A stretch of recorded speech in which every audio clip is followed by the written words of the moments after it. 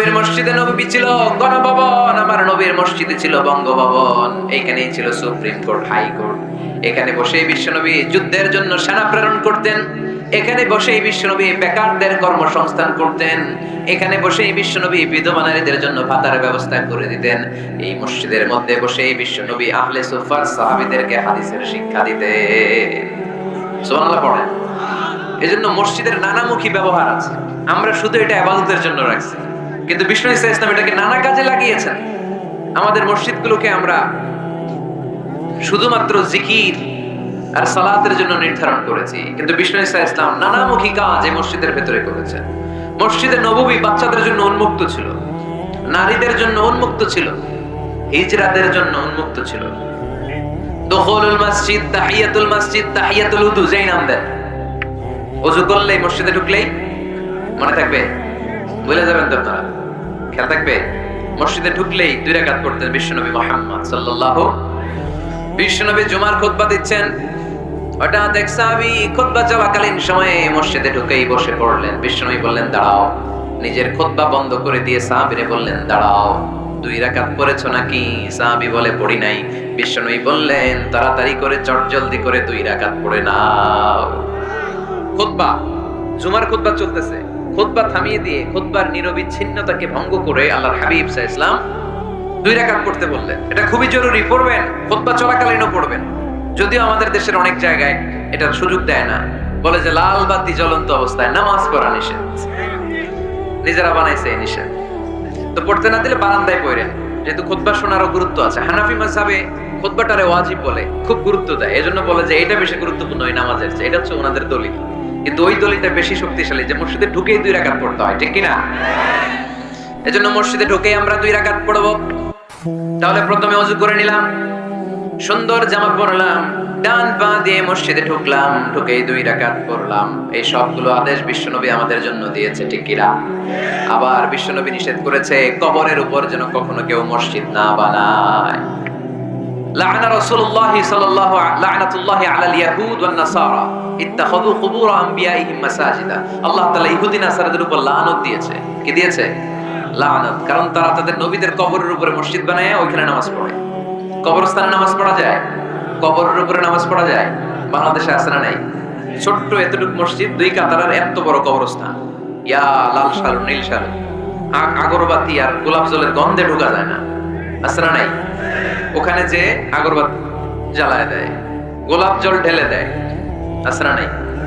কবরস্থানে বা মাজারে কেন মোমবাতি দেয় মানুষ আমি জানি না। যিনি কবরে শুয়ে আছেন ওনার কাছে কি আলো যায়, মোমবাতির আলো? তো ওনারে দিচ্ছেন কেন?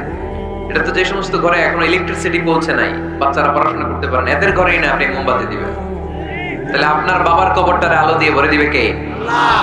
মাজারে যে অনেকে টাকা দেয়, মানত করে, মাজারে টাকা দেয়া যায় না, মানত করা যায় না, মানত করতে হয় একজনের নামে। চিল্লায় বলেন তিনি কে? খবরদার, এগুলো থেকে সাবধানে থাকতে হবে।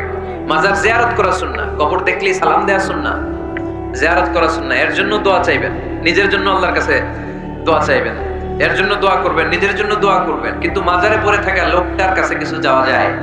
আল মাইয়িতু ফিল কবর কাল গরীকি ফিল বাহর। সাঁতার না জানা ব্যক্তি সাগরে পড়লে যেরকম অসহায়, কবরে শুয়ে থাকা ব্যক্তিটা তার চেয়েও বেশি অসহায়। সে আপনার জন্য কি করবে? আপনি তার জন্য দোয়া করলে সে কিছু পাবে?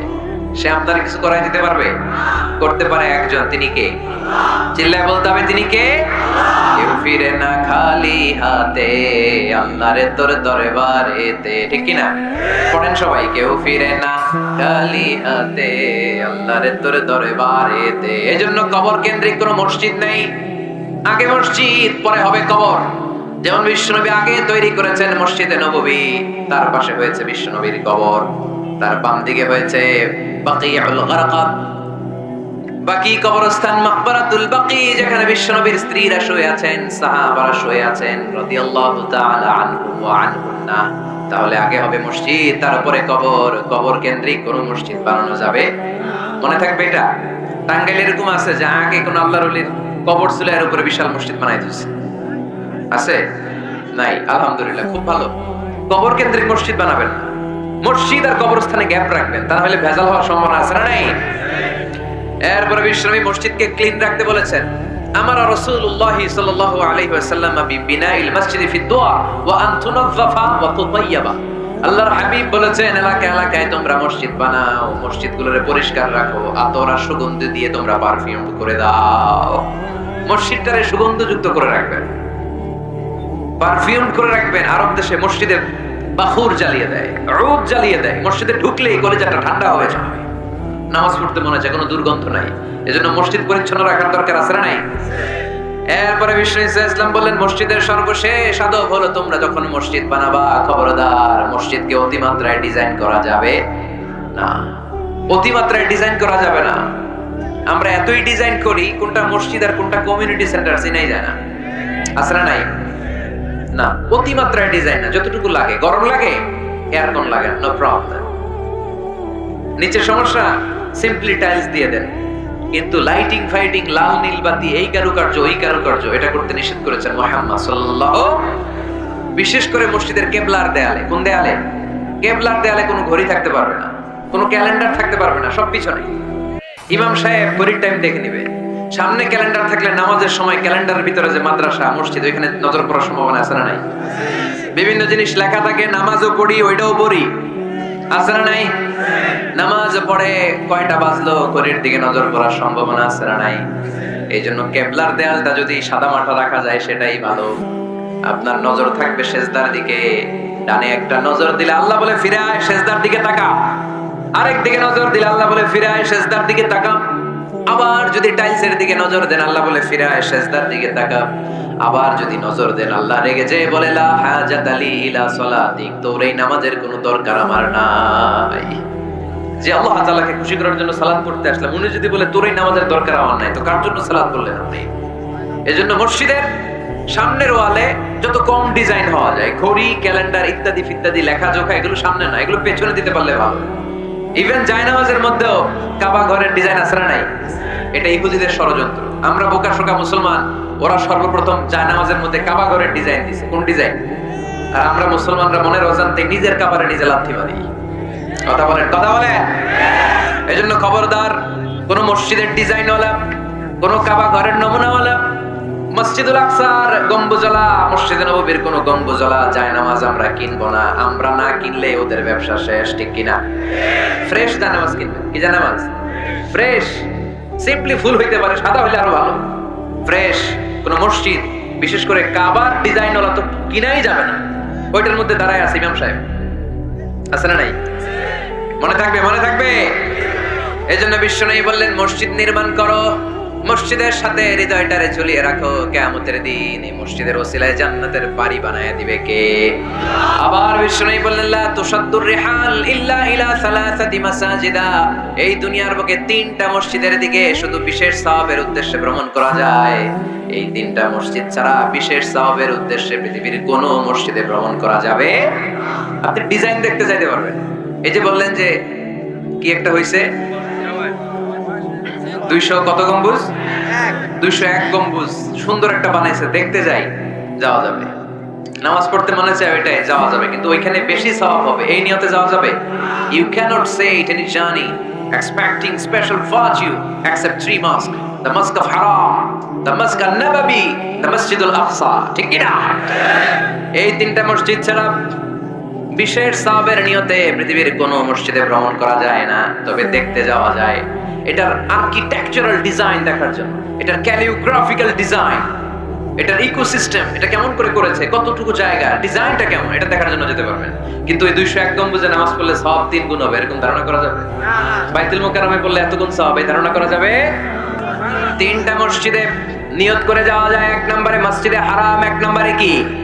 ইন্না আউওয়ালা বাইতিন উদিআ লিন-নাসি লাল্লাযী বিবাক্কাতা মুবারাকা, সর্বপ্রথম যে ঘরটা আল্লাহ তাআলা জমিনের মধ্যে স্থাপন করলেন ওই ঘরটা হলো মসজিদুল হারামের মাঝখানের কাবা ঘর। এই ঘরটা অবস্থিত যে শহরের মধ্যে, শহরের নাম বাক্কা, এখনকার নাম মক্কা। সুবহানাল্লাহ পড়ে। মক্কার আগের নাম বাক্কা, কোরআনে বাক্কার কথা আছে। এবং হজ উমরা করতে গেলে দেখবেন যে অনেক হোটেল আছে, হোটেলের নাম ফুন্দুক বাক্কা, ফুন্দুক বাক্কা মানে বাক্কা হোটেল। মক্কার আগের নাম কি? বাক্কা। এখান থেকেই বিষ্ণু ইসলাম ইসরা শুরু করেছেন, মেরাজের আগের ধাপ নাম ইসরা।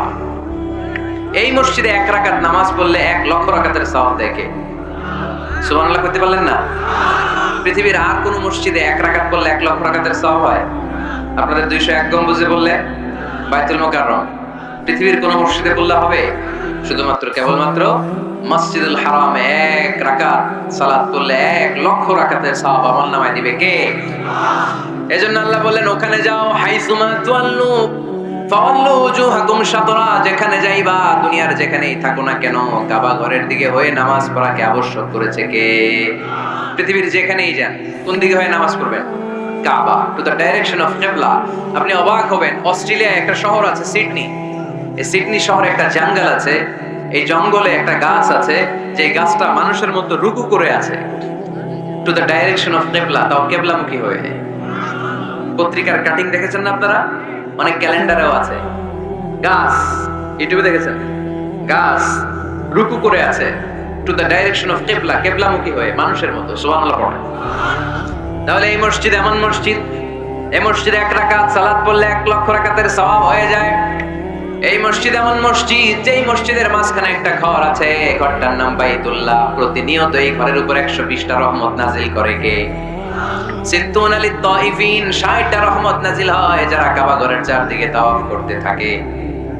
40 লিল মুসাল্লিন, 40টা রহমত নাজিল হয় যারা কাবা ঘরের চারদিকে নামাজ পড়তে থাকে।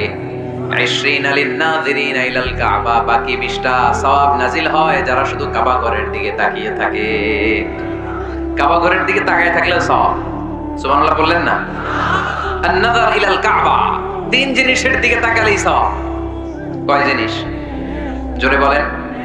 1 নাম্বার আন-নাযার ইলাল মুসহাফ, কোরআনের দিকে তাকালেই সওয়াব, পড়া লাগবে না, পড়লে তো সওয়াব আছে, তাকানো মাত্রই। 2 নাম্বার আন-নাযার ইলা ওয়াজহিল ওয়ালিদাইন, মা বাবার চেহারা, মা বাবার খেদমত করলে তো সওয়াব আছেই, টাকা দিলে তো সওয়াব আছেই, কিন্তু মা বাবার চেহারার নজরের দিকে যদি রহমতের নজরে একবার তাকান, একটা কবুল হজ করলে যেই সওয়াব, ওই সওয়াব আমল নামাই দিবে কে? মা বাবা এমন জিনিস আমরা চিনলাম না। আমরা পীর সাহেবের দরবারে লাউ নিয়ে যাই আর গান গাই, সাদের লাউ বানাইলো মরে, আগা খাইলাম ডগা খাইলাম, খাইলাম না টুকটুকি না। তো কই লাউ নিয়ে যান আপনি, কই হাদিয়া নিয়ে যান? আসল পীর সাহেব তো আপনার ঘরে। আপনার আব্বা সবচেয়ে বড় পীর সাহেব, আপনার আম্মা জান আপনার জন্য সবচেয়ে বড় পীর সাহেব। গোটা বিশ্বের সব পীর সাহেব যদি 50 বার করে কোরআন খতম দিয়ে 1 গ্লাস পানির মধ্যে ফু দেয়, আর আপনার আব্বা শুধু বিসমিল্লাহ বলে যদি 1 গ্লাসের পানিতে ফু দেয়, ওই গ্লাসের পানির ফুটা আল্লাহর কাছে কবুল হয়ে যাবে।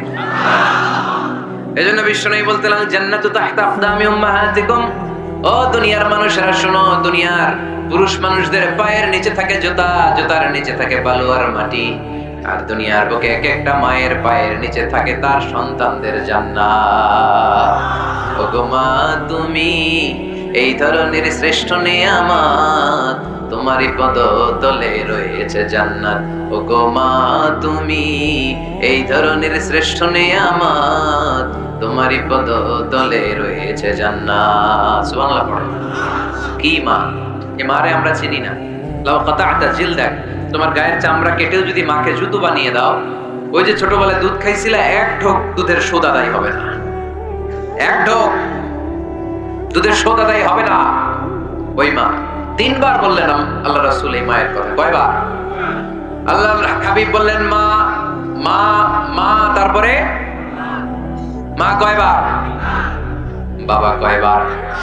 তার মানে ইসলাম মাকে দিয়েছে স্বর্ণ পদক, ইসলাম মাকে দিয়েছে রৌপ্য পদক, ইসলাম মাকে দিয়েছে ব্রোঞ্জ পদক, বাবাকে দিয়েছে সান্ত্বনা পুরস্কার। ঠিক কিনা? 3 বার যদি মা হয়, 1 বার যদি বাবা হয়, তাহলে স্বর্ণ পদক কে? রৌপ্য পদক, ব্রোঞ্জ পদক, সান্ত্বনা পুরস্কার।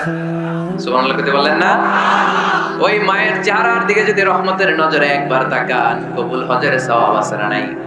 তাহলে 1 নাম্বার কোরআনের দিকে নজর করলে সওয়াব, 2 নাম্বার মা বাবার চেহারার দিকে নজর করলে সওয়াব, 3 নাম্বার আল্লাহর কাবা ঘরের গিলাফের দিকে যখন নজর করে তাকাবেন, 20টা রহমত নাজিল করবে কে?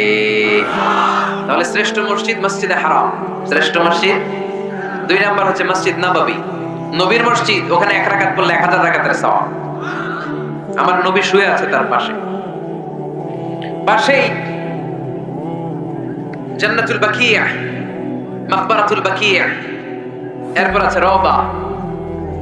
বিশ্বনবীর কবর থেকে মিম্বার পর্যন্ত জান্নাত, রাউদাতুম মিন রিয়াদিল জান্নাহ। এটা দুনিয়ার বুকে একটা জান্নাতের টুকরা, কোন সুবহানাল্লাহ। ওখানে নামাজ পড়ার জন্য খুব ধাক্কাধাক্কি হয়। পুরো মসজিদে নববীর কার্পেটের এক কালার, ওইটার কার্পেটের আরেক কালার। যারা হজ উমরা করেছেন দেখে এসেছেন। আমরা মিলে, সবাই মিলে যেন মসজিদকে আবাদ করি, আমরা যেন মসজিদ নির্মাণ করি, সবাই যেন মসজিদ আবাদে অংশগ্রহণ করে। এজন্য আল্লাহ বললেন, ইন্নামা ইয়া'মুরু মাসাজিদাল্লাহি মান আমানা বিল্লাহি ওয়াল ইয়াউমিল আখির ওয়া আকামাস সালাতা ওয়া আতাজ যাকাতা ওয়া লাম ইয়াখশা ইল্লাল্লাহ ফাআসা উলাইকা আন ইয়াকুনু মিনাল মুহতাদিন। সুবহানাল্লাহ পড়েন। নিশ্চয়ই মসজিদ আবাদ করে তারা যারা আল্লাহয় বিশ্বাস করে, আখিরাতে বিশ্বাস করে, সালাত কায়েম করে, যাকাত আদায় করে, আল্লাহ ছাড়া কাউরে ভয় পায় না। এই পাঁচটা কাজ যারা দুনিয়ার বুকে করে তারাই হলো আল্লাহর জমিনে মসজিদের আবাদকারী। ঠিক কি না? ফাআসা উলাইকা ইয়াকুনু মিনাল মুহতাদিন। আশা করা যায় এরাই হলো হেদায়েত প্রাপ্তদের অন্তর্ভুক্ত। সুবহানাল্লাহ পড়েন। এদের কাছে আল্লাহর হেদায়েত আছে। পাঁচটা গুণ আর কোয়ালিটিস থাকবে যারা মসজিদের আবাদ করবে। এক নম্বর গুণ, মসজিদের আবাদকারী যারা হবে তারা বিশ্বাস করবে একজনকে, তিনি কে। আবার তাদের দুই নাম্বার গুণ, তারা আখিরাতে বিশ্বাস করবে। মসজিদ যারা আবাদ করবে তাদের তিন নাম্বার গুণ, তারা মসজিদে যে জামাতে সালাত আদায় করবে। ঠিক কিনা? মসজিদ আবাদ করে কিন্তু মসজিদে যায় না, এরকম আসার নাই। মসজিদের সভাপতি যায় না মসজিদে, সেক্রেটারি যায় না, ক্যাশিয়ার যায় না, আসার নাই। এটা কি আবাদ করলেন আপনি? আপনি সভাপতি, আপনার তো আরো আগে যাওয়া দরকার। যাবেন মসজিদে। আপনি সেক্রেটারি, আপনি যাবেন মসজিদে, যাবেন যে নামাজ পড়বেন। আপনি ক্যাশিয়ার, কোষাধ্যক্ষ, যান না কেন আপনি মসজিদে? আপনি যদি মসজিদ আবাদকারী হতে চান, রব্বে কারীমের খাতায় মসজিদ আবাদকারীদের সাথে নিজের নামটা টুকে নিতে চান, তাহলে মসজিদে যান। ঠিক কি না?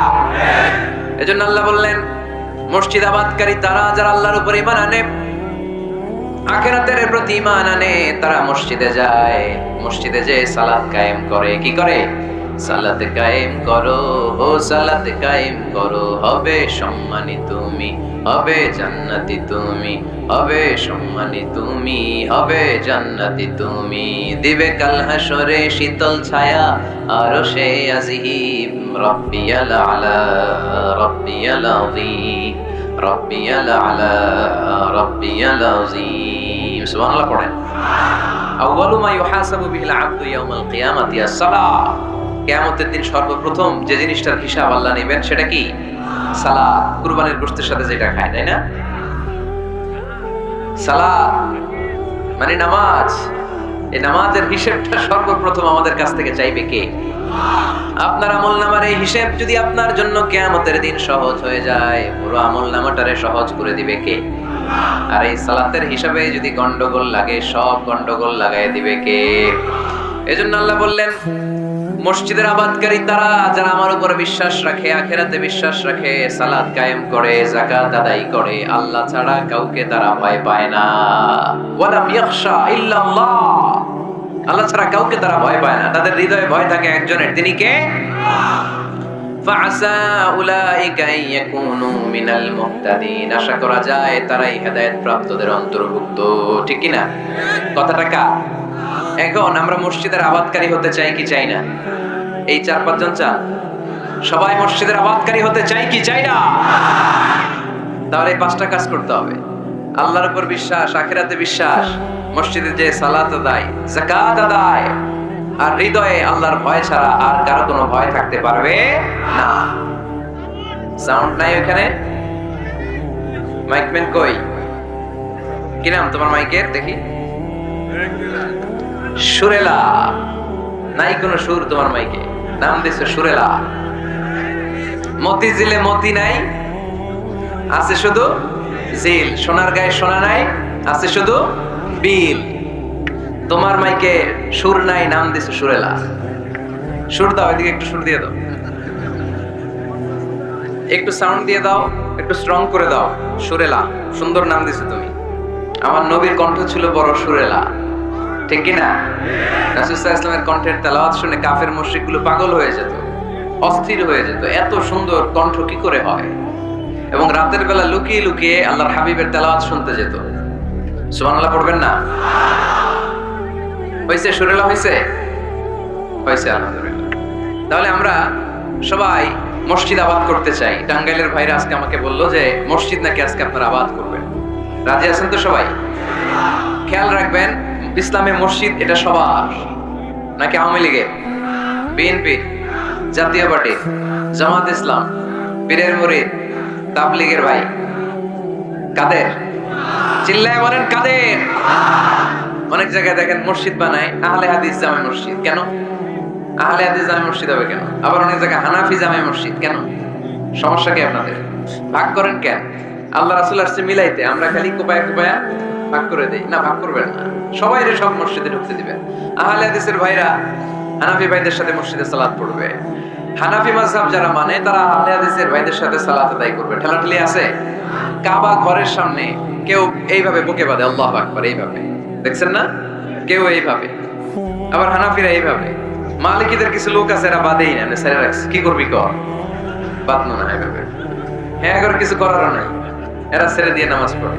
তো আল্লাহর ঘর এখানে, প্রতিটা নবীর পদ ধুলি লেগেছে যেই মক্কায়, প্রিয় হাবিবের শ্বাস প্রশ্বাস এখনো মিশে আছে এই কাবা ঘরে। আল্লাহর ঘর কাবা বাইতুল্লাহ, ওখানে দাঁড়িয়ে কেউ এখানে কেউ এখানে কেউ এখানে, কেউ বাদেই না, কেউ আমিন জোরে কেউ আসতে। কোনো ঠেলাঠেলি আছে?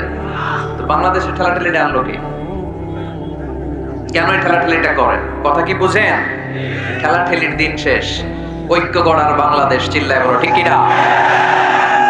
আমরা ঐক্য চাই।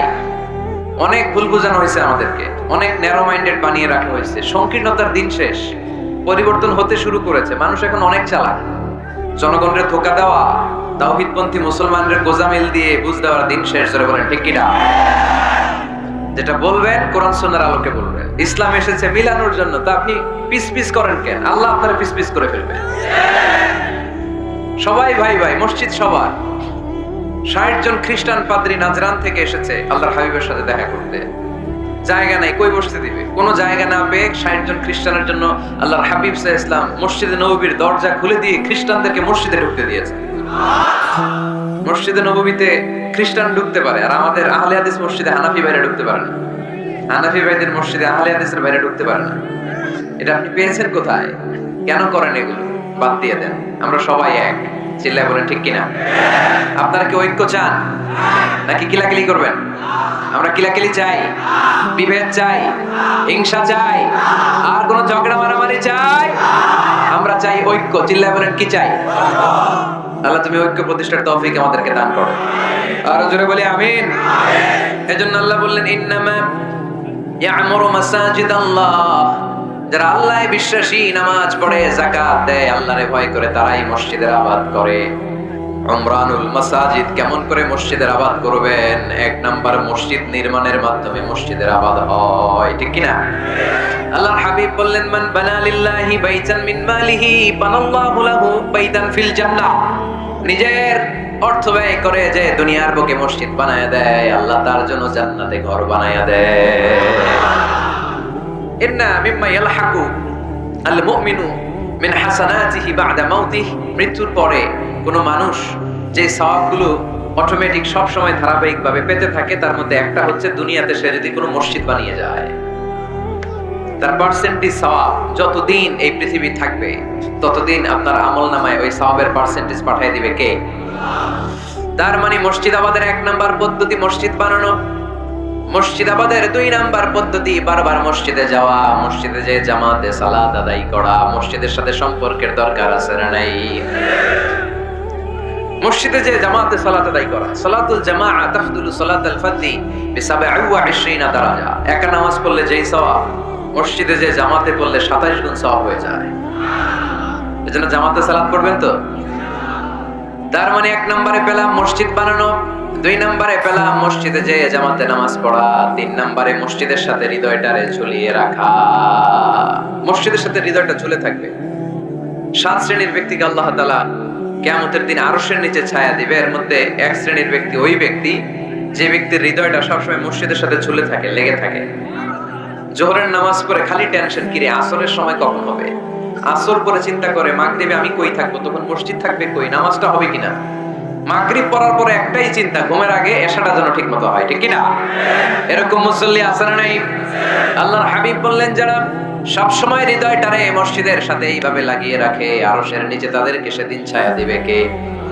আল্লাহর আরশের ছায়া ছাড়া ওই দিন আর কোনো ছায়া থাকবে নাকি? আকাশের সূর্য মাথার কাছে নেমে আসবে, জমিনটারে তামার জমিন বানিয়ে দেওয়া হবে, জিহ্বাটা তৃষ্ণার চোটে বের হয়ে নাভি পর্যন্ত কুকুরের মতো ঝুলতে থাকবে, মানুষগুলো চিৎকার মারবে, কোনো ছায়া নাই আরশের ছায়া ছাড়া। ওই আরশের ছায়ার নিচে ওই ব্যক্তিকে আল্লাহ ছায়া দিবেন যার হৃদয়টা মসজিদের সাথে লেগে থাকে, সবসময় মসজিদের সাথে মনটা পড়ে থাকে। এরকম আছে না নাই? মসজিদে বারবার যেতে চায়। মসজিদে যাওয়ার জন্য যতগুলো কদম ফেলবেন, প্রতিটা কদমে আপনার মর্যাদা এক স্ট্যাটাস, একতলা বাড়ায় দেয় কে? গুনাহগুলো মাফ করে দেয় কে? আবার মসজিদে যদি কোনো দিনই হালাকায় বসেন, আল্লাহর রহমত চারদিক থেকে আপনারে বেষ্টন করে ফেলে, আল্লাহর ফেরেশতারা আপনাদের জন্য দোয়া করতে থাকে। তাহলে মসজিদ আবাদের 1 নাম্বার নমুনা হলো মসজিদ বানানো। মসজিদকে আবাদ করার 2 নাম্বার নমুনা হলো মসজিদে জামাতের সাথে সালাত আদায় করা। মসজিদ আবাদের 3 নাম্বার নমুনা হলো হৃদয়টা মসজিদের সাথে ঝুলিয়ে রাখা। মসজিদ আবাদের 4 নাম্বার নমুনা হলো নিজ হাতে মসজিদকে পরিষ্কার পরিচ্ছন্ন রাখা। এটা সাইয়েদনা ইব্রাহিম আলাইহিস সালাম আর ইসমাঈল আলাইহিস সালামের ডিউটি ছিল। ডিউটিটা দিছিল কে? চিল্লায় বলেন কে? আল্লাহ বললেন, তাহহিরা বাইতিয়া লিত-তাইফিনা ওয়াল আকিফিনা ওয়ার রুকআইস সুজুদ। মসজিদেরি ঝাড়ু বারদার ও কামারে হাত, শোনো আমারে মুনাজাত। পড়েন, শোনো শোনো ইয়া ইলাহি আমারে মুনাজাত, শোনো আমারে মুনাজাত। পড়েন আমিন। খাদেম ঝাড়ু দিল কিনা? মসজিদের ফ্লোর মুছলো কিনা? মুয়াজ্জিন হুজুর মসজিদ ঝাড়ু দিল কিনা? মসজিদে বালু আছে কিনা? সবাই যে চেক করে। দায়িত্ব কি শুধু খাদেমের আর মুয়াজ্জিনের কাঁধের উপরে নাকি? আমাদের কাঁধেও মসজিদ পরিচ্ছন্ন রাখার দায়িত্ব আছে না নাই? 2 জন নবীকে আল্লাহ বললেন, সাইয়েদনা ইব্রাহিম যাকে উপাধি দিয়েছেন আল্লাহ খালিল, আমার মসজিদ পরিষ্কার করো, বাপ বেটা মিলে ঝাড়ু দাও। সাইয়েদনা ইসমাঈল ইব্রাহিম মসজিদ ঝাড়ু দিতে পারলে আপনি কোন লাট সাহেব হয়েছেন? কি হয়ে গেছেন আপনি? মনে জ্বালা, যন্ত্রণা, ঘরে মারামারি, শান্তি নাই, মসজিদে চলে যান, মসজিদ মুছে দেন, একটু ঝাড়ু দিয়ে দেন, আপনার ঘরের সব অশান্তিরে শান্তি বানায় দিবে কে? মনের জ্বালা যন্ত্রণা দূর করে দিবে কে? এই জন্য হৃদয়ে যদি কষ্ট থাকে, জ্বালা যন্ত্রণা থাকে, অসুখ থাকে, অশান্তি থাকে, মসজিদে যান, মসজিদটা ঝাড়ু দেন, এতিমের মাথায় হাত বুলায় দেন, হৃদয়টারে প্রশান্ত করে দিবে কে? তাহলে এই কাজগুলো করার মাধ্যমে আমরা মসজিদ আবাদ করবো। মুসলমানদের মসজিদ খ্রিস্টানদের গির্জার মতো না, হিন্দুদের মন্দিরের মতো না, ইহুদিদের সিনাগোগের মতো না, শিখদের গুরুদ্বারার মতো না। মুসলমানদের মসজিদ এটা মুসলমানদের সামাজিক ঐক্যের প্রাণ কেন্দ্র, ঠিক কিনা? মসজিদে নববী সবার জন্য খোলা, বাচ্চারা যেত। আমরা কি বাচ্চাদেরকে মসজিদে যেতে দেই? কি করি? ধমক দেই। বিশেষ করে মুরব্বী বাবারা ধমক দেয়, রেগে যায়। সব মুরব্বীরা না, সব মুরব্বীদেরকে আমি এক পাল্লায় মাপছি না। মুরব্বী বাজানেরা যারা আছেন, বাচ্চাদেরকে মসজিদ থেকে তাড়িয়ে দিয়েন না, ধমক দিয়েন না। আজকে যে ধমক দিয়ে তাড়াই দিছেন, আর আসবে না, ঠিক কিনা? আর আসবে না। একবার যদি তিক্ত অভিজ্ঞতা নিয়ে একটা ছোট্ট সোনামণি মসজিদ থেকে বের হয়ে যায়, তারে আর কোনোদিন মসজিদ মুখী করা যাবে না। আর ওরে যদি আপনি একটা চকলেট দেন, প্রত্যেকটা ইমাম সাহেবের উচিত মসজিদে চকলেট নিয়ে যাওয়া। বাচ্চা দেখলেই চকলেট দিতে হবে, ঠিক কিনা? ওর স্মৃতিতে এটা থাকবে, বড় হয়ে গল্প করবে, আমাদের এলাকায় এক ইমাম ছিল, চকলেট দিত আমাদেরকে। কত সুন্দর, কত সুন্দর অভিজ্ঞতা থাকবে তার। আর যদি ধমক দেন, বলবে ইমাম আসলে একটা বদের আড্ডি, মসজিদে ঢুকলে আমরা ঠাঙ্গাইতো খালি, বলবে না এটা?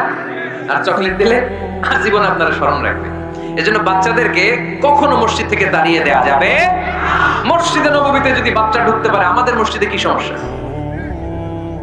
তুরস্ক একটা দেশ আছে, নাম শুনছেন? তুরস্কের মসজিদের দেয়ালে দেয়ালে লেখা থাকে, জামাত চলাকালীন অবস্থায় পিছনে যদি বাচ্চাদের কিচির মিচির, চিৎকার চেঁচামেচি, হই হুল্লোড়ের আওয়াজ আপনি শুনতে না পান, তাহলে নেক্সট জেনারেশনকে নিয়ে আপনি চিন্তায় থাকেন, কারণ আপনার নেক্সট জেনারেশন নাতিপুতি এগুলো নামাজই হচ্ছে না, ঠিক কিনা? পিছনে যদি আমাদের নাতিপুতি চিৎকার চেঁচামেচি করে, তার মানে দে আর অন দ্য রাইট ট্র্যাক, তারা আসল লাইনে আছে। মসজিদে এসেছে, যদিও আজকে দুষ্টামি করে, সময়ের বিবর্তনে কালের আবর্তনে বয়সটা একটু বড় হলেই ও বুঝে যাবে এখানে দুষ্টামি করা যায় না, এখানে ইবাদত করতে হয় একজনের, তিনি কে? কিন্তু ওকে আসার সুযোগটা তো দিতে হবে। আপনি যদি ধমক দিয়ে বের করে দেন, আর কোনোদিন আসবে? মুরব্বীরা, আর কোনোদিন আমরা বাচ্চাদেরকে ধমক দিব না, ইনশাআল্লাহ বলেন। মুরব্বীরা বলেন ইনশাআল্লাহ। বিশ্বনবীর মসজিদে নববীতে প্রথমে দাঁড়াতো পুরুষ সাহাবারা, তারপরে দাঁড়াতো হিজড়ারা, তারপরে দাঁড়াতো ছোট্ট বাচ্চারা, একেবারে শেষ দিকে দাঁড়াতো নারীরা, ঠিক কিনা? কিন্তু আমরা নারীদেরকে মসজিদে ঢুকতে দেই না। এই জন্য বাজারে যদি বের হয়, কলেজে যদি যায়, লম্বা সময়ের জন্য ঘর থেকে বের হইলে নামাজগুলো কাজা হয়ে যায়, ঠিক কিনা? এই পরিবর্তিত বিশ্ব ব্যবস্থা এখন নারীদেরকে চিকিৎসা নেওয়ার জন্য হসপিটালে যেতে হয়, শিক্ষার জন্য ইউনিভার্সিটিতে যেতে হয়, নানা কাজে বাইরে যেতে হয়। এই লম্বা সময়ের মাঝখানে যদি কোনো সালাত থাকে, এই সালাতটা সে পড়বে কই? আপনারা তো ব্যবস্থা রাখেন নাই মসজিদে। মসজিদে একটা সুন্দর করে ব্যবস্থা রেখে দিবেন নারীদের, যাতে ওনারা ওইখানে যে সেফটি সিকিউরিটির সাথে নামাজটা পড়তে পারে, নামাজ যেন কাজা না হয়। ও বুয়ুতুহুন্না খায়রুল লাহুন্না, যদিও নারীদের জন্য ঘরে নামাজ পড়লে বেশি সওয়াব, কিন্তু কখনো যদি কাজে বাইরে বের হয়ে যায়, নামাজের সময় যাতে নামাজ কাজা না হয়, এজন্য মসজিদের এক জায়গায় নারীদের জন্য জায়গা থাকার দরকার আছে না নেই? ইয়াং ছেলেরা মসজিদে যেতে চায় না, মসজিদ কেন্দ্রিক না, ক্রিকেট খেলা দেখতে যায়, আড্ডা মারতে যায়, ঘোরাফেরা করতে যায়, মসজিদে যায় না। কারণ মসজিদে তাদেরকে আকর্ষণ করার মতো অ্যাট্রাকটিভ কোনো অ্যাক্টিভিটিস আমরা মসজিদে রাখতে পারি না। ওদের তো একটা কাজ লাগবে। ইয়াংরা টিম ওয়ার্ক পছন্দ করে, কি করে? টিম ওয়ার্ক, একসাথে গ্রুপ মিলে একটা গ্যাং তৈরি করে কাজ করতে ওরা পছন্দ করে, ঠিক কিনা? যেটা সুযোগ তো ওদেরকে করে দিতে হবে। মসজিদ হবে আমাদের সামাজিক ঐক্যের কেন্দ্রবিন্দু। যুবকদের জন্য অনেক অ্যাক্টিভিটিস এই মসজিদের মধ্যে রাখতে হবে, তাহলে তারা মসজিদমুখী হবে। চিল্লায় বলেন ঠিক কিনা? প্রতিটা মসজিদ এমন ভাবে তৈরি করা উচিত যাতে করে ছোট বাচ্চারা মসজিদে আসে। একটা কিড জোন থাকবে, কিড জোন। আমি মালয়েশিয়া সহ পৃথিবীর অনেক জায়গায়, অনেক বড় বড় মসজিদে কিড জোন দেখেছি, মানে বাচ্চাদের খেলার জায়গা। মসজিদের বারান্দায় বাচ্চাদের খেলার জায়গা, বাচ্চারা ওখানে খেলাধুলা করতেছে, মায়েরা নামাজ পড়তেছে, ছেলেরা নামাজ পড়তেছে।